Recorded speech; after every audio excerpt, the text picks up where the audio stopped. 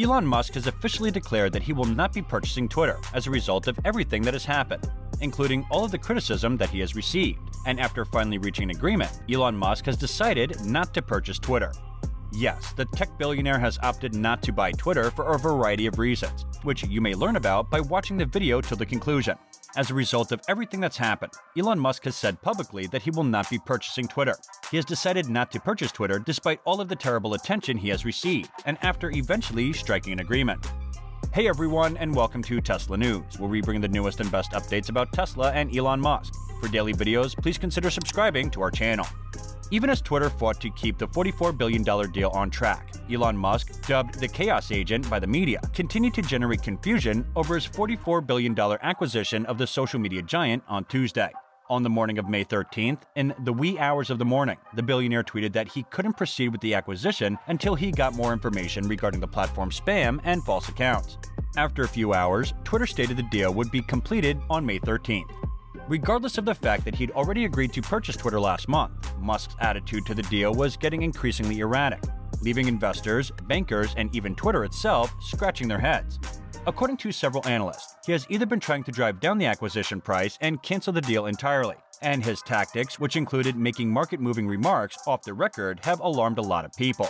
Musk's comments appear to be keeping with his long-standing ways of operation, where he regularly takes choices on the fly in the most critical situations, shuns specialists, and relies nearly entirely on his own judgments. Years ago, he declared that he had stopped formulating business strategies for other people. Elon Musk's closest associates have said that the billionaire had no plan when he suggested to buy Twitter on the last day of the month. A lot of people have expressed their opinions on this, including Ann Lipton. According to a professor of corporate governance at Tulane Law School, all of this, I believe, is him creating a lot of noise and exhibiting the kind of headaches he would bring the company if they sought to sue him. Twitter stock sank nearly 8% on May 9th, then rose by even more than 3% on May 10th, according to public record. Twitter shares are hanging around 38 at the moment, well below the 54.20 per share, which Musk has agreed would pay for the company. Since they made a combined regulatory filing on May 9th, it is clear that the two sides are working closely behind the scenes to complete the agreement. Mr. Musk would find renegotiating a pact, as well as the $1 billion breakup fee promised by Twitter, difficult.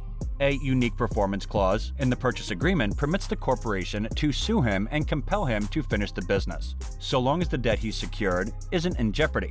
The board of Twitter and Mr. Musk agreed to the transaction at $54.20 per share, according to the statement. We believe this agreement is in the best interest of all shareholders, and we intend to close the transaction and enforce the major agreement, the board stated. Many of Musk's recent comments concerning the Twitter transaction have to do with bogus accounts on the network. Twitter has long stated in regulatory filings that fewer than 5% of its accounts are fraudulent, a statistic that Musk finds difficult to trust. In a tweet, Musk stated that the amount might be considerably above 20%, but he did not provide any evidence to back up this assertion. Musk said that in the message that his offer was based on Twitter's second filing. Being precise, one of the reasons the problem of the false accounts has indeed been pushed on the forefront now is that Mr. Musk did not conduct his due diligence on Twitter before purchasing the firm. Typically, a potential buyer will go to considerable efforts to investigate a company before purchasing it, to making offers, to examine a target company's business consumers, growth projects, and stock price. But according to a regulatory filing from the firm, Musk had advised Twitter that performing due diligence on the social media company is not a priority. Without signing the agreement, which is not needed in the filing, Twitter has also cautioned that if the merger is not completed, the price of our common stock may fall dramatically, depending on the conditions that caused the merger to not be finished. Uncertainty over the purchase might harm corporate morale and contribute to the employee churn.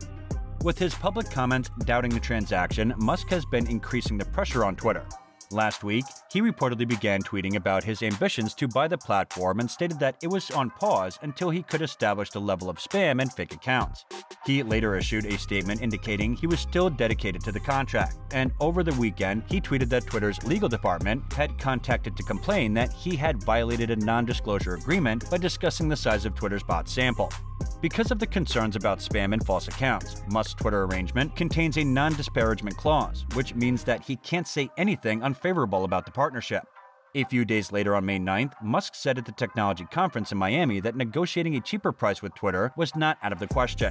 Musk noted that at the time, that the more questions he asked, the more worried he feels. So you realize at the end of the day, acquiring it needs to be fixable in a reasonable time frame and without revenues collapsing along the way. He also said that claiming that Twitter had fewer than 5% of bogus or spam accounts is a substantial detrimental misrepresentation. When the figure is much higher, buyers and sellers use the idea of material negative change clause to even get out or rework contracts if the company suffers serious damage in the real world. Such claims, though, are rarely successful in court. Twitter's bot count seems to be highly improbable to reach the threshold of material adverse statement, according to the lawyers, because the company has previously disclosed similar figures quarterly, and there would be no obvious change to evaluate. Twitter also warns in its documents filed that bot forecasts may be higher than its current figure. A review at Twitter's transaction contract revealing 8 pages of representations, all of which are effectively guarantees about how the firm will be at the same time of the merger. However, none of them are directly related to the number of bots on the platform at the time of the merger.